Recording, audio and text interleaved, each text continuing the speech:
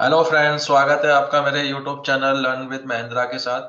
और किसी स्टूडेंट ने मुझसे पर्सनली रिक्वेस्ट की कि आप एक चैप्टर 5 एनआई एक्ट 1881 के क्वेश्चन पेपर के साथ एक वीडियो बनाइए, क्योंकि वो चैप्टर थोड़ा समझने में डिफिकल्ट है।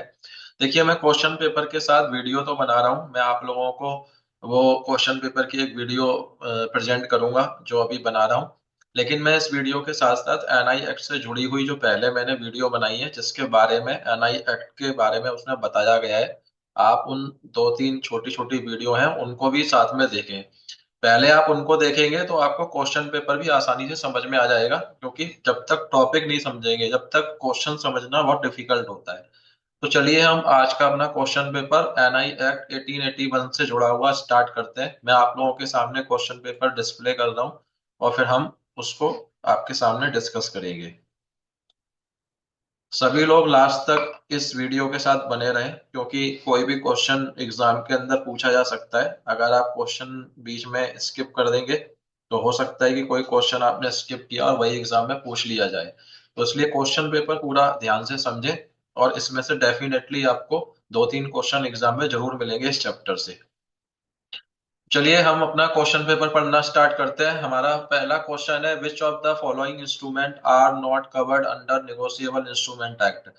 इनमें से कौन सा ऑप्शन है जो कि ऐसा कौन सा इंस्ट्रूमेंट है जो कि एनआई एक्ट के अंदर नहीं आता है। ऑप्शन ए है चेक, ऑप्शन बी है bill of exchange, option C है प्रॉमिसरी नोट, और ऑप्शन डी है फिक्स डिपॉजिट रिसीप्ट। तो देखिए, एनआई एक्ट के अंदर ओनली वही इंस्ट्रूमेंट आएंगे जिनको नेगोशिएबल इंस्ट्रूमेंट बताया गया है।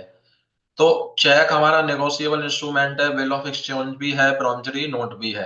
लेकिन जो फिक्स डिपॉजिट रिसीट है वो हमारा एनआई एक्ट के अनुसार इंस्ट्रूमेंट नहीं है, नेगोशिएबल इंस्ट्रूमेंट नहीं है। इसलिए हमारा आंसर इसका डी होगा।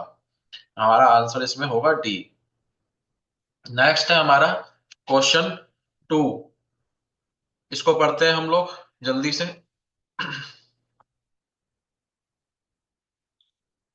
हाँ, क्वेश्चन 2 है कि the drawee of a cheque bank having sufficient funds of the drawer in his hands is under statutory obligation to honour his customers cheque in the usual course in terms of. वो कह रहा है कि अगर कोई drawer यानी कि जो चेक इशू करने वाली पार्टी है उसके अकाउंट में सफिशिएंट फंड है, तो बैंक को उसके चेक को ऑनर करना पड़ता है। ये बैंक के ऊपर एक बाध्यता है या ऑब्लिगेशन है, वैधानिक रूप से बाध्य है बैंक इसको करने के लिए। तो ये जो किसके अनुसार है, सेक्शन 131 ए दिया हुआ है, section B, section option B में सेक्शन 31 दिया है, ऑप्शन सी में सेक्शन 138 दिया है, और ऑप्शन डी में नन ऑफ दी अबव दिया है।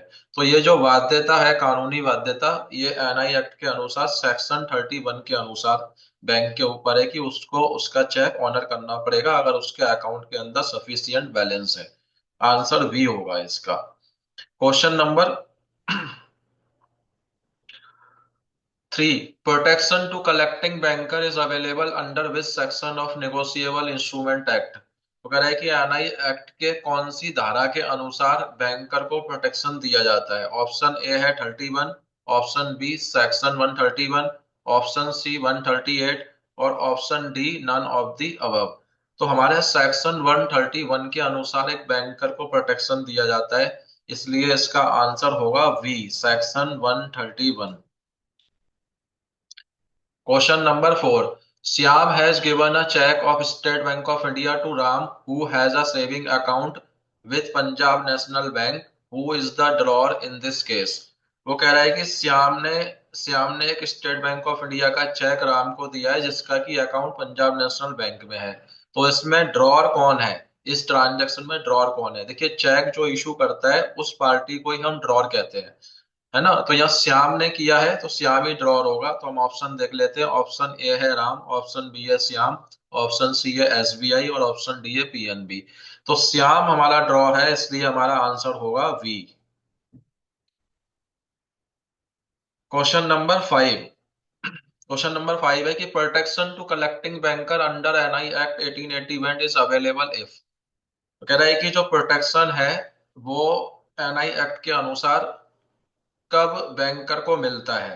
तो ऑप्शन ए है cheque is crossed before it is presented for the collection, कि जब चेक प्रेजेंट किया गया है कलेक्शन के लिए उससे पहले उसको क्रॉस कर दिया गया है। ऑप्शन बी है cheque is uncross, cheque cross नहीं किया गया है। ऑप्शन सी है no endorsement are on the back of the check.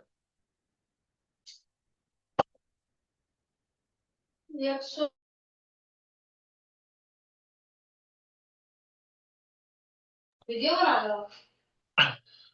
तो जो प्रोटेक्शन है कलेक्टिंग बैंकर को वो एनआई एक्ट के अनुसार कब अवेलेबल है? तो चेक जब क्रॉस किया जाता है तभी उसको प्रोटेक्शन मिलता है। तो आंसर इसका ए होगा। क्वेश्चन नंबर 6 है validity of cheque from the date of its issuance is. तो चेक जब इशू किया जाता है तो उस डेट पे उस पर डेट डाली जाती है।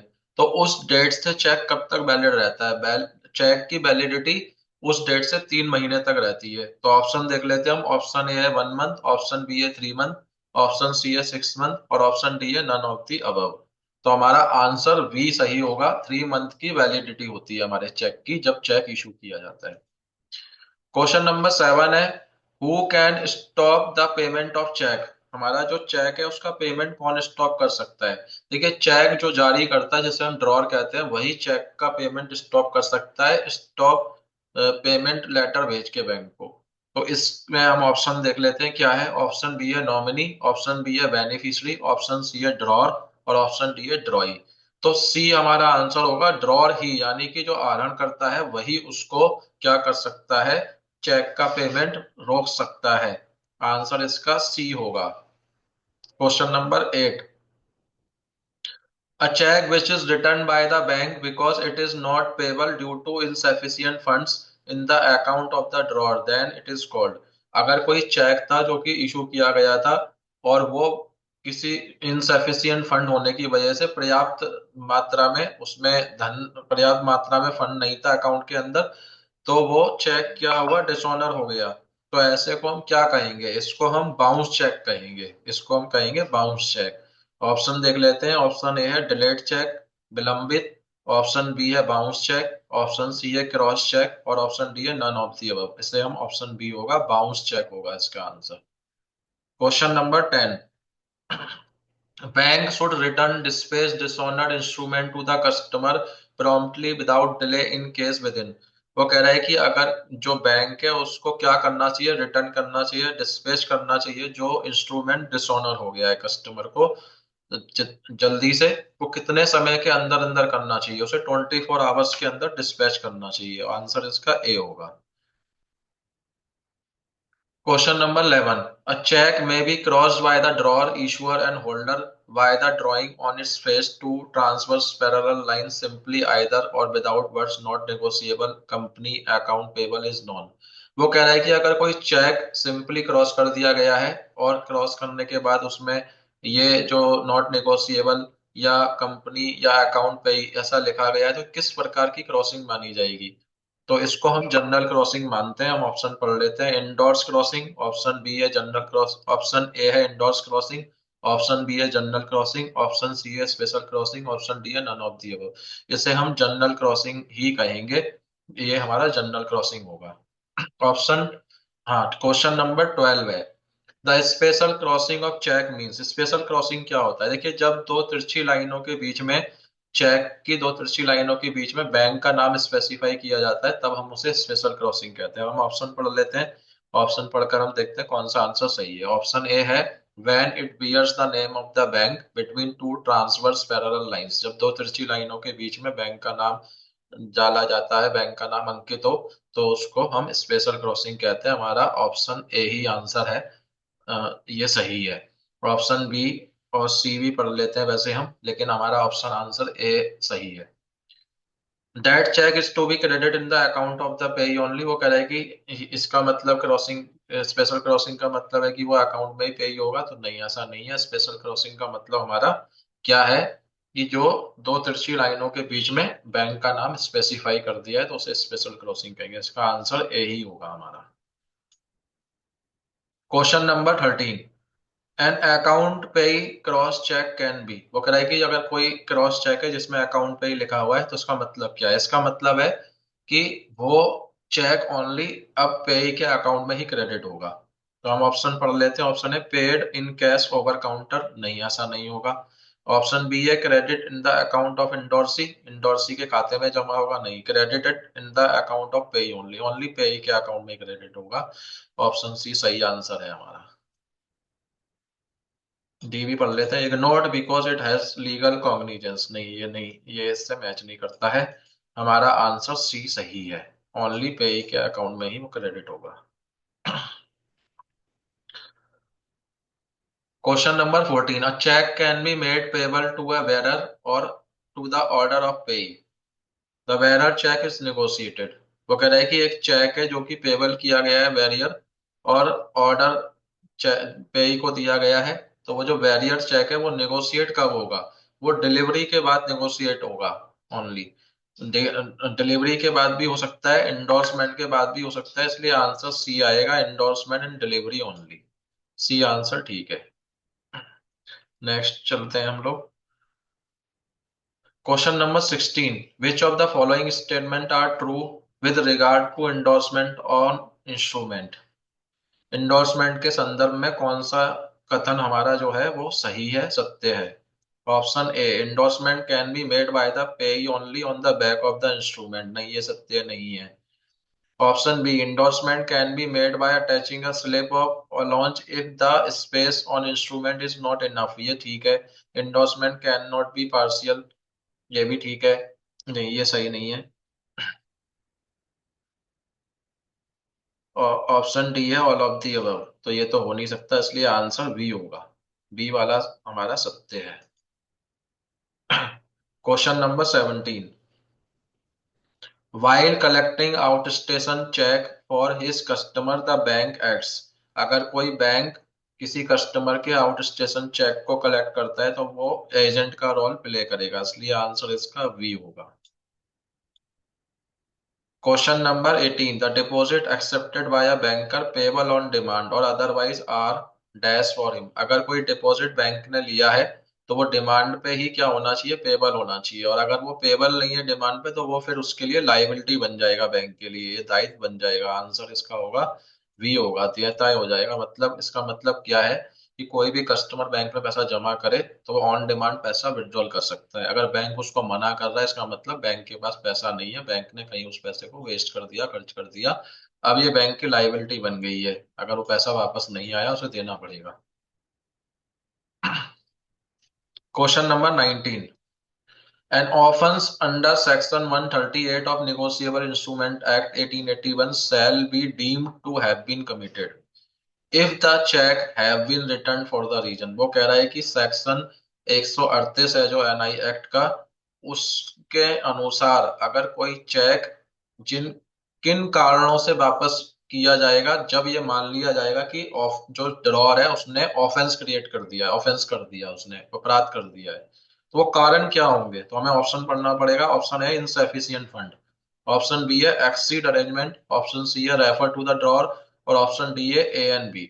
देखिए, ए एंड बी दोनों कारण ऐसे हैं कि अगर इन कारणों की वजह से जो वो चेक है जो है वो रिटर्न कर दिया गया, यानी कि वो बाउंस हो गया, तो इन दोनों कारणों की वजह से अगर हुआ है तो उसे अपराध मान लिया जाएगा 138 के अनुसार। Question number 20, customer has to file a complaint under section 138 of NI act within dash dash from the date of cause of action if the drawer fails to pay dishonoured cheque within 15 days from the date of receipt of the notice. वह customer को, ग्राहक को NI अधिनियम की धारा 138 के तहत कार्रवाई की तारीख से डैश दिनों के भीतर शिकायत दर्ज करनी होगी, यानी अगर चेक जारी करता नोटिस प्राप्त होने की 15 दिनों के भीतर स्वीकृत चेक का भुगतान करने में विफल रहता है। वो कह रहा है कि अगर मान लीजिए कि कोई चेक था जो कि बाउंस हो गया, अब उसको नोटिस मिल गया है 15 दिनों के अंदर, तो उसे कितने दिनों के अंदर उसकी उसको की तारीख कितने दिनों के अंदर शिकायत दर्ज करनी होगी कि वो उस चेक का पेमेंट करने में विफल हो गया है? तो ये 30 दिन के अंदर करना होगा उसे, आंसर सी होगा।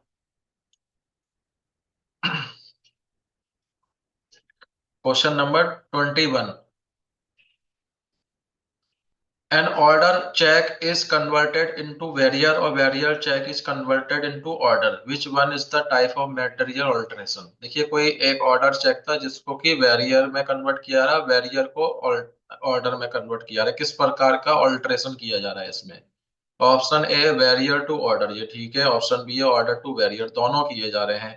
Option C both A and B, इसलिए आंसर सी ही होगा, बोथ ए एंड बी, दोनों प्रकार के हो रहे हैं इसमें। Question 22, which of the following is not a party of cheque? Cheque में तीन पार्टी होती है, ड्रॉर, ड्रॉई और पेई। तो इसके अलावा जो ऑप्शन होगा वही उसकी पार्टी नहीं होगी। सी जो है वो नहीं है, इसका पार्टी नहीं है चेक की। Question number 23, effect of crossing of cheque is date. अगर कोई चेक क्रॉस किया गया तो उसका क्या प्रभाव होगा? प्रभाव ये होगा कि अब वो अकाउंट के अंदर ही पेड होगा उसका। तो हम ऑप्शन देख लेते हैं। Option A, it can be paid over counter, नहीं होगा, नहीं होगा, वो काउंटर पे पेड नहीं होगा। Option B, it can be paid by credit to the account only, हाँ ओनली अकाउंट में ही होगा। इट ऑप्शन सी है, it can not be paid at all, नहीं, ये भी गलत है, ऐसा नहीं है, पे होगा वो, none of the above. Option B सही है हमारा, कि अगर कोई चेक क्रॉस किया गया तो उसका प्रभाव ये होगा कि वो जो चेक है वो ओनली अकाउंट के अंदर ही होगा। Question number 24, time frame for collection of check drawn on other cities is. वो कह रहा है कि जो अन्य शहरों के चेक को कलेक्ट करने का जो टाइम है वो कितना दिया गया है? वो 14 दिन दिया गया है, 14 डेज, आंसर डी होगा इसका। Question number 25, post dated cheque effect the risk of. Post dated cheque जो है वो किसके लिए, किसका रिस्क इफेक्ट करता है? वो पेइंग बैंकर का करता है, क्योंकि पोस्ट डेटेड चेक जो होता है इसमें बेसिकली फ्यूचर की डेट डली होती है। अगर ऐसे किसी चेक का पेमेंट कर दिया तो वो रिस्क जो होगा पेइंग बैंकर का बन जाएगा, बी होगा इसका answer. Question number 26, duties of collecting bank to claim protection has been laid down under. वो कह रहा है कि जो कलेक्टिंग बैंक की जो ड्यूटीज है वो, उसको जो प्रोटेक्शन क्लेम करने का, जो उसे प्रोटेक्शन क्लेम करेगा, ये किस एक्ट के अंडर में हो आएगा, किस एक्ट के अंदर में किया गया है? तो ये निगोशिएबल इंस्ट्रूमेंट एक्ट के अंदर ही उसको ये प्रोटेक्शन मिला है, आंसर सी होगा इसका। क्वेश्चन नंबर 27, बहुत इंपॉर्टेंट क्वेश्चन है, एग्जाम में बहुत बार पूछा जा चुका है।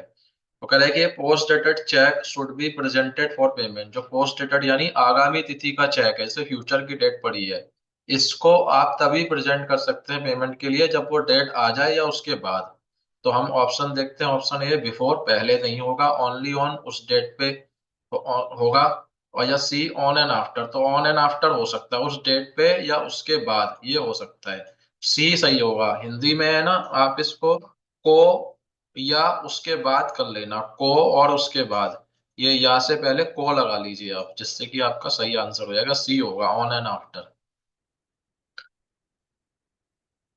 Question number 28, stop payment instructions of cheque can be issued bye.